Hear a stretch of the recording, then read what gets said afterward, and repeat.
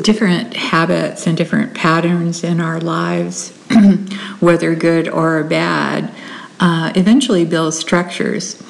Those of you who have been through any sort of inner healing, counseling, deliverance, know that the pattern of addiction or thinking or bitter roots or whatever actually builds a habitation for a demonic presence or something like that to reside in you.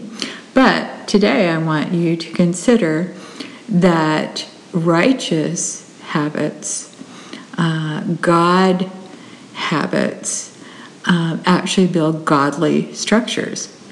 I think that's what Ezekiel was seeing sometimes when he saw those visions of things being built and then the angels building and the presence of the Lord coming. And so just like the bad habits happen, the good habits in our lives in which God is trying to establish, because he tears down unrighteous structures and build righteous structures so his presence can come and abide within those structures.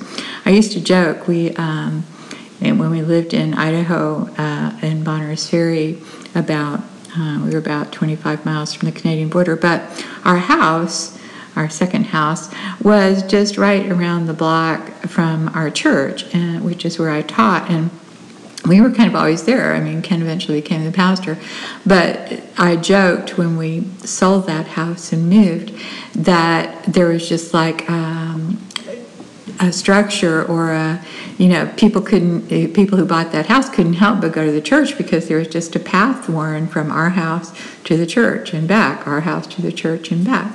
And what I didn't realize is God was showing me that a righteous structure had been built in that house to connect people to the house of the Lord.